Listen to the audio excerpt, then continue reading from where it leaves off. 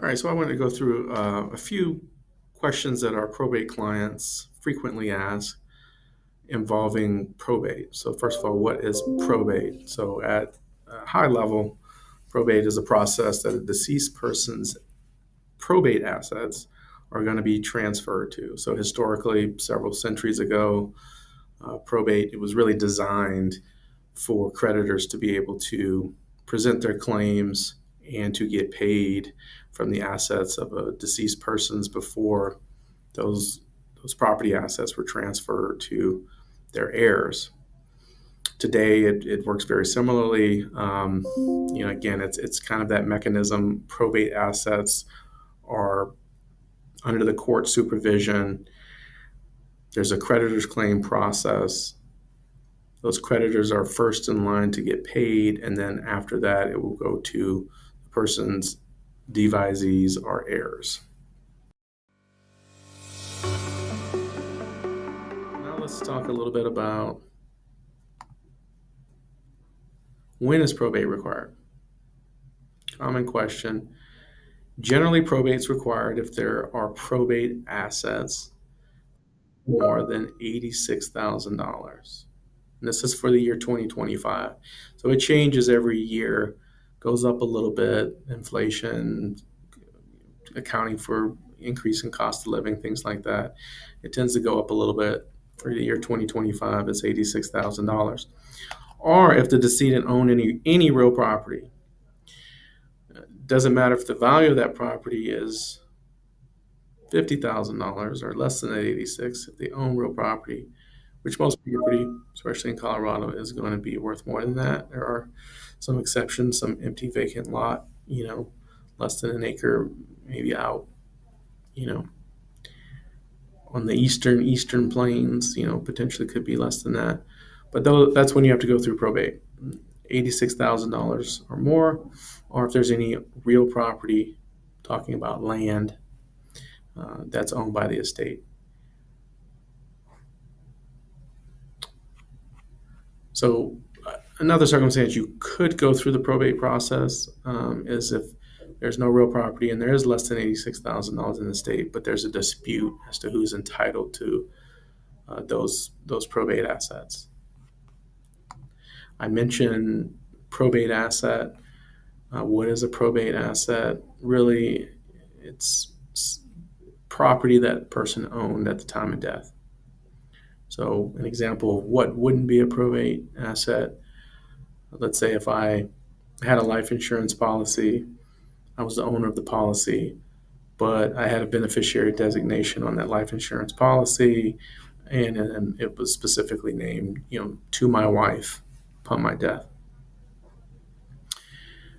When I pass away, that would not be a probate asset. It would automatically transfer to my wife, assuming that I had a wife at the time of my death, that when my wife survived me. It would automatically go to her, and it would not become a part of the probate estate.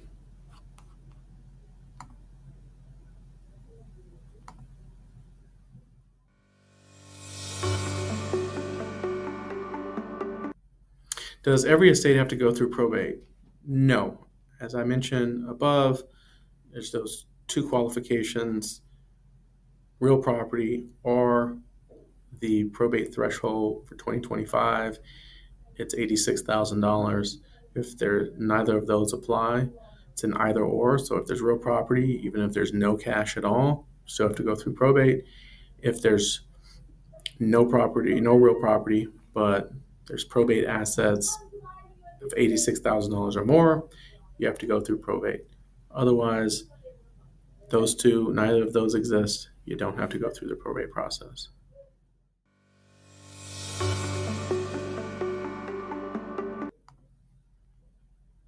How long does probate take in Colorado?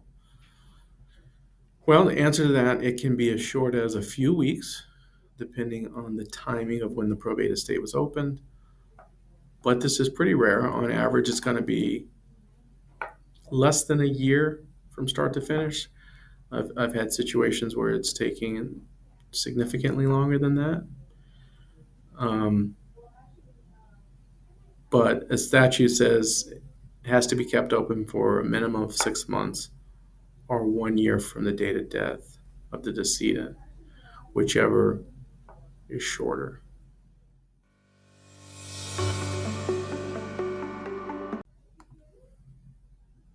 So, talking about contested versus uncontested probate in Colorado, you may have a dispute regarding undue influence, capacity. There may be an ambiguity with respect to the will, confusion as to what did a certain provision mean.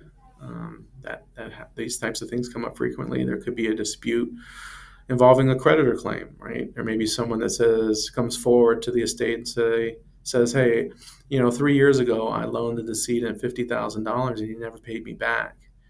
I want my money that he owed me, and the personal representative may say, I want to challenge that. Show me some documentation. You may have to go through bank records, so that you may have a contest over a distribution or over a claim involved in the probate estate. You could have a claim or a contest regarding the fitness of the PR, the personal representative. So, personal representative, someone may come forward and say, "Hey, this person, isn't of sound mind to manage the estate. Are they, you know, they've been stealing from the estate, or they stole from the decedent before she died, and I don't think they're fit to be appointed as the personal representative."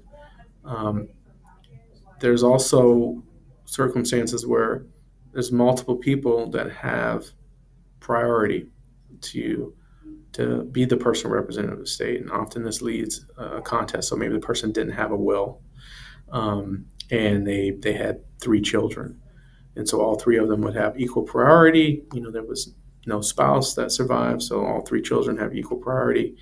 And guess what? All 3 of them want to be in charge. And so you could end up having a contest if they can't come to some agreement.